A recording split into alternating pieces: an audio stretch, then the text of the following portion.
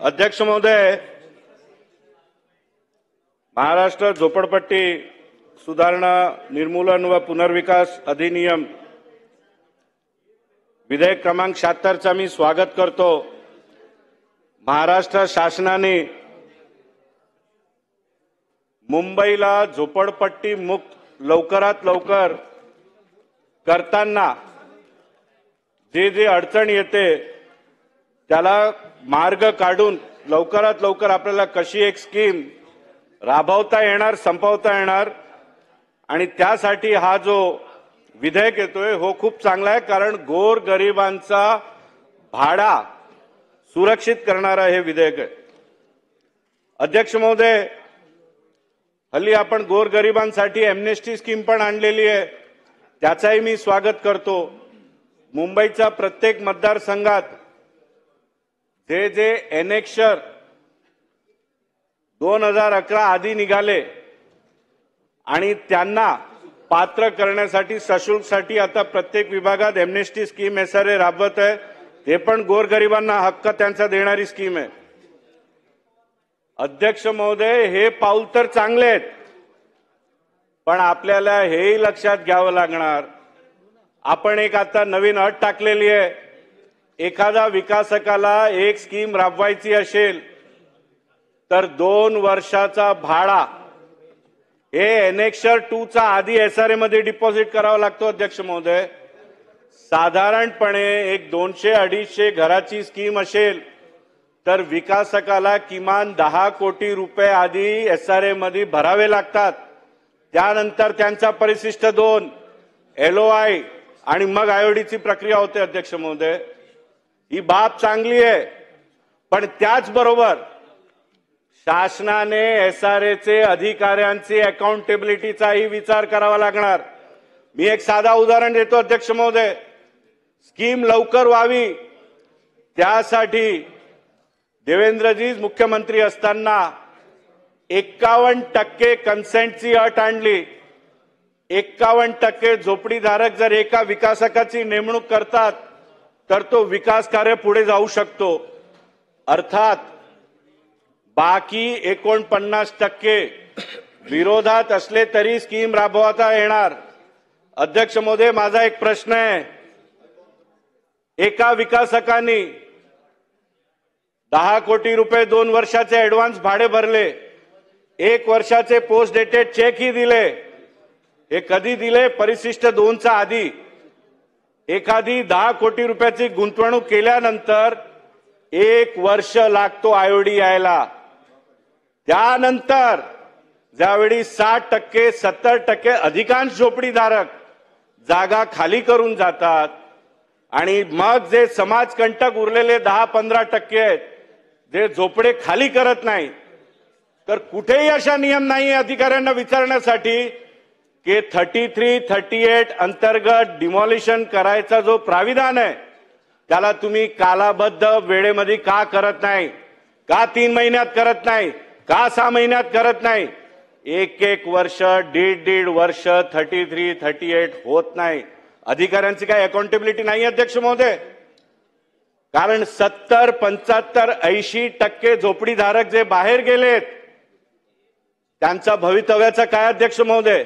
आणि म्हणून अधिकाऱ्यांची अकाउंटेबिलिटी आपल्याला ठरवावी लागणार, कारण प्रत्येक स्कीम 10%, 15% बिल्डर हे लफडी करतात, स्कॅम करतात, पण जर मुंबईला झोपडपट्टी मुक्त करायचा असेल तर या 33-38 सर्व अटी मानल्यानंतर अधिकारी ज्यावेळी अकाउंटेबल नसेल तर स्कीम कालाबद्ध मर्यादात कशी पूर्ण होणार अध्यक्ष महोदय?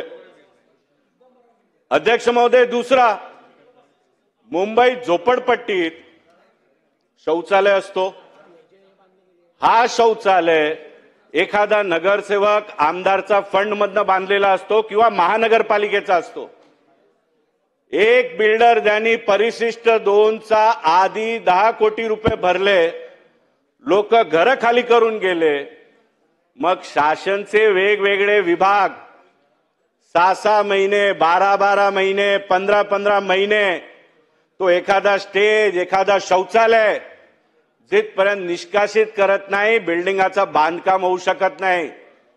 त्याच्यासाठी अकाउंटेबिलिटी कोणाची हेही आपल्याला ठरवावं लागेल. अध्यक्ष महोदय, अध्यक्ष महोदय, SRA ला आणखी चालना देण्यासाठी आपण 3311 स्कीम आणली की मुंबईचा एका भागात 1,00,000 रुपये स्क्वेअर फीट भाव पण आहे आणि त्याच मुंबईचा काही भागात फक्त 15,000 रुपये स्क्वेअर फीट भाव आहे. पण जो खर्च 1,00,000 रुपये स्क्वेअर फीट वाली जाग्यामध्ये एका विकासकाला आहे तोच खर्च 15,000 रुपये स्क्वेअर फीट वाली जाग्यामध्ये पण आहे. म्हणून आपण काय आणलं 3311 की तुम्ही इकडे PTC बांधा आणि ते तुम्ही दुसऱ्या जागात लोड करू शकतात. आता अध्यक्ष महोदय गंमत बघा, बऱ्याच विकासकांनी 3311 केलं. 3311 स्कीम काय आहे की एखादा सोसायटीचा रिडेव्हलपमेंट जर आपण करत असतो तर 4 FSI जर आहे त्या प्रकल्पाला, 1.5 FSI हे आपल्याला कंपोनेंट बांधून SRA ला हँडओव्हर करायचा असतो. आणि ते जर आपण करत नसाल तर दुसऱ्या कुठे ते बांधून स्कीम क्लब करता येते आणि मग तुम्ही पूर्ण सेल कंपोनेंट बांधू शकतात. आता अध्यक्ष महोदय, मुलुंड, भांडूप, कित्येक SRA ची 3311 ची स्कीम आहे जे डे 1 पासून प्लान वरती दाखवतात की 1.5 FSI अर्थात 1000 स्क्वेअर मीटरचा प्लॉट आहे तर 1500 स्क्वेअर मीटर मध्ये 300 फुटाचे घर त्याच वास्तूमध्ये आम्ही बांधणार, प्लॅन मध्ये आहे. पण बिल्डिंग संपायला आली, आजपर्यंत 300 फुटाचा एकही घर तिकडे नाहीये. अध्यक्ष महोदय, तर अभियंतेला माहिती आहे सर्व, कारवाई करत नाही तर अभियंत्यांची अकाउंटेबिलिटीचा काय?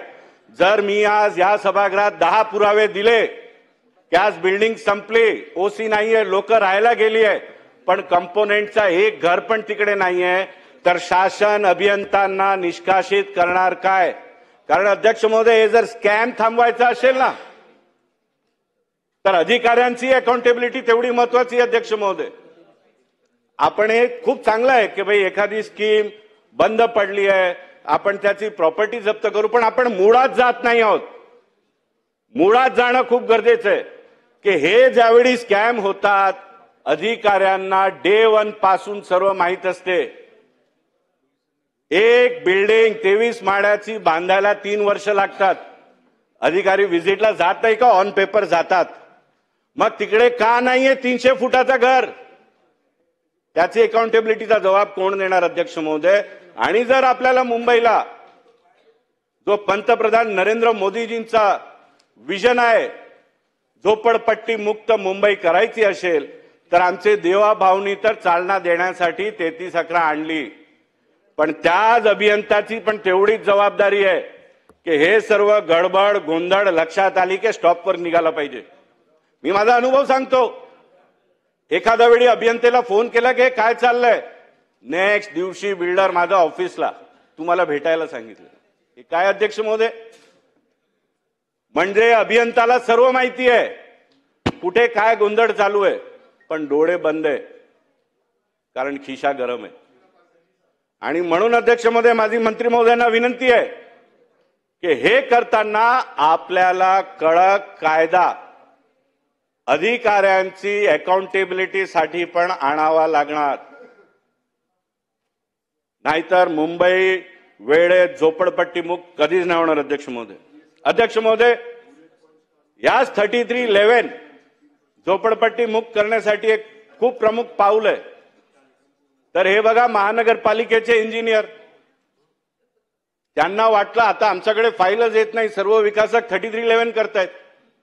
त्यांनी धावपळ केलं, कार्टेल केला, 3320B आणली.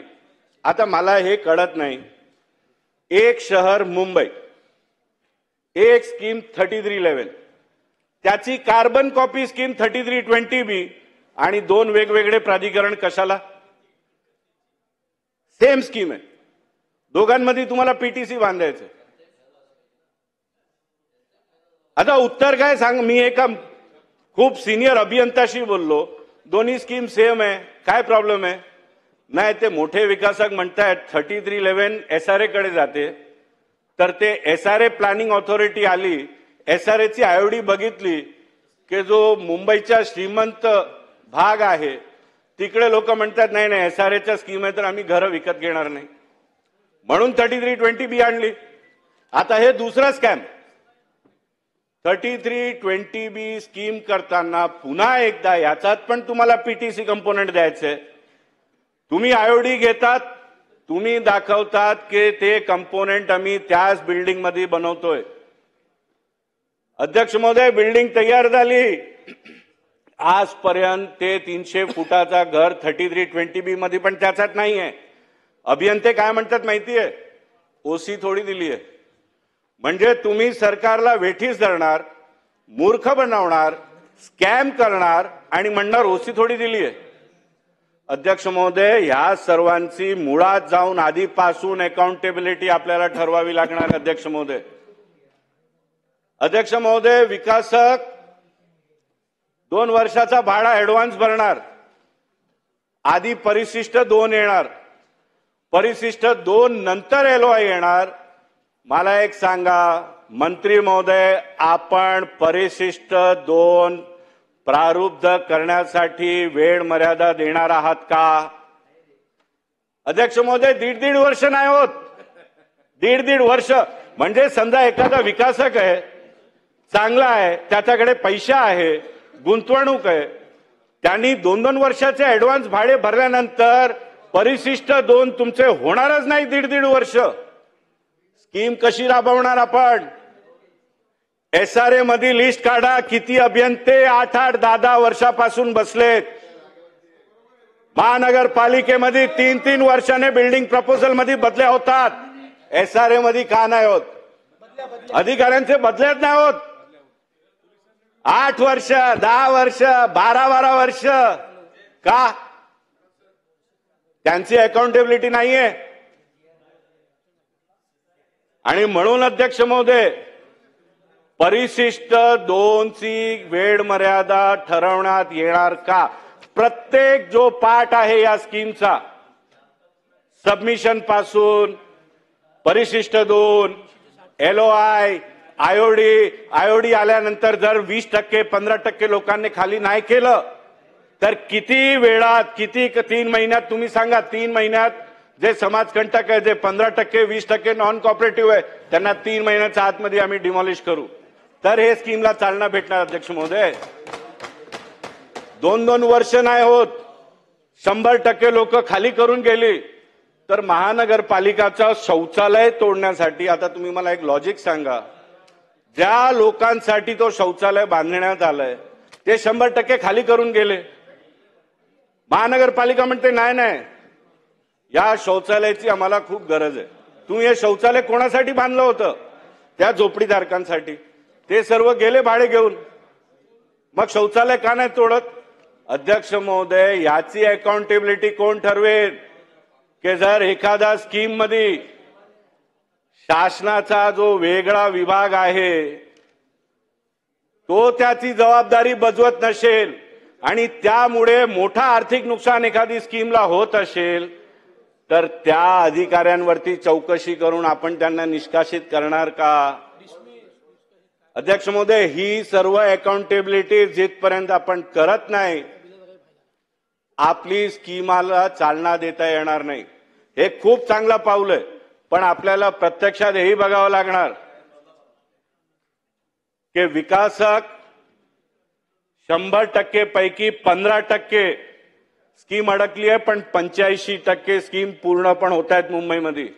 आपण विकासकला बघतो, पण आपण कधी हे बघितलंय का किती लाख घर या झोपडीधारकांना भेटले आणि ते चांगल्या घरात जाऊन आज राहत आहेत.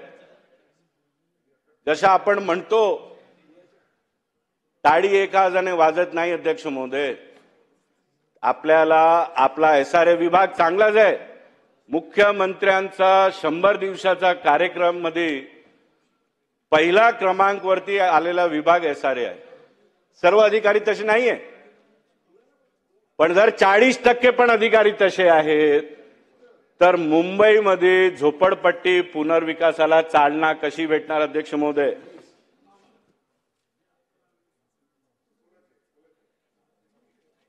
अध्यक्ष महोदय, म्हणून माझी मंत्री महोदयांना विनंती आहे, तुम्हाला हेही लक्षात घ्यावं लागणार की ज्यावेळी आपल्या आधी अध्यक्ष महोदय बोलले की एखादी स्कीम मध्ये जर बँकेने लोन दिला असेल तर ती प्रायोरिटी बँकेची असेल हे ठरवायचं की विकासक कोण असणार? अध्यक्ष महोदय, माझा मुळात प्रश्न आहे की बँक ज्यावेळी लोन देते, जसे माझे मित्र अमित साटमजी बोलले, त्यांचे पण कायदे आहेत. एखादी स्कीम ज्याच्यात 100% घरं खाली झाली नाही, फेज 1 मध्ये खाली झाली आहे आणि तुम्ही फेज 2 एक झोपडा खाली झालेला नाही आणि बँकेने जर लोन दिली आणि तो प्रकल्प रखडला तर आपल्याला हेही लक्षात घ्यावं लागेल की ती बँकेची चूक आहे. बँकेने चूक केल्यामुळे त्यांना आपल्याला अधिकार देता नाही. अध्यक्ष महोदय, माझा मतदारसंघात स्कीम आहे, बँकेने 150 कोटी रुपये दिले होते, ते स्कीम क्लब केलेली होती, फेज 1 मध्ये पूर्ण खाली होता, बँकेने तेवढाच पुरता पैसे दिले पाहिजे होते, त्यांनी जे झोपडे खाली नाही झाले त्यालाही पैसे दिले. आता अध्यक्ष महोदय, ती स्कीम रखडलेली आहे. माझा खूप सिंपल प्रश्न आहे, झोपडीधारकांना घरं भेटली 10 वर्षाआधी, पण 130 मुंबईकरांनी आपल्या घामाचे पैसे लोन घेऊन त्या प्रकल्पामध्ये फ्लॅट विकत घेतलेत. अध्यक्ष महोदय, 12 वर्ष झाले, अजूनपर्यंत त्या 130 राजेश लाईफ स्पेसिसचा प्रोजेक्ट आहे मुलुंडमध्ये, 130 मुंबईकर बिचारे काम करतात, लोनचा EMI भरतात, पण रेरा निर्णय नाही घेत. कधी रेरा म्हणतो की तुमची अपील बरोबर नाहीये, 2-2 वर्षानंतर रेरा म्हणते की तुमची अपील बरोबर नाहीये. हे काय चाललंय अध्यक्ष महोदय? आपल्याला 360 डिग्रीज मध्ये सर्व पाहावं लागेल. रेरा पण एक मुख्य भाग आहे. जशा प्रकारे आपण झोपडपट्टी धारकांचा इंटरेस्ट बघतोय, तर त्याच बिल्डिंग मध्ये, त्याच प्रकल्पामध्ये मुंबईकरच घर विकत घेतायत, त्यांचे घामाचे पैसे आहेत, बँकमधनं लोन घेतायत, EMI भरतायत, त्यांचा इंटरेस्ट कोण बघणार अध्यक्ष महोदय? अकाउंटेबिलिटी नाहीये का? ते जर गिऱ्हाईक नसतील तर तुमची कोणतीही SRA स्कीम कधी संपणारच नाही अध्यक्ष महोदय. त्यांचा इंटरेस्टचा काय? रेरा कायदा, तर रेराचे कान कोण टोचणार? 2 वर्षानंतर रेरा म्हणते की नाही, तुमची अपील फॉर्मॅटमध्ये नव्हती. अध्यक्ष महोदय, जर खरोखर आपल्याला मुंबईला झोपडपट्टी मुक्त करायचं असेल तर एक 360 डिग्री अँगलने आपल्याला पाहावं लागेल. हे खूप चांगला पाऊल उचललंय. क्रमांक 2, अधिकाऱ्यांची अकाउंटेबिलिटी. क्रमांक 3, मुंबईचे वेगवेगळे जे शासनाचे विभाग आहे ते जर दिरांगाई करत असेल तर त्यांची अकाउंटेबिलिटी ठरवा आणि ऍक्शनही ठरवा. क्रमांक 4, या प्रकल्पामध्ये जे मुंबईकर फ्लॅट विकत घेतात त्यांचाही इंटरेस्ट आपल्याला प्रोटेक्ट करावा लागणार. आणि अध्यक्ष महोदय, ज्यावेळी आपण हे 360 डिग्रीज बघून सर्वांचं संरक्षण करणार, तर निश्चितच पंतप्रधान नरेंद्र मोदीजींचा जो स्वप्न आहे मुंबईला झोपडपट्टी मुक्त करायचा, ते आपण करू शकू. खूप खूप धन्यवाद.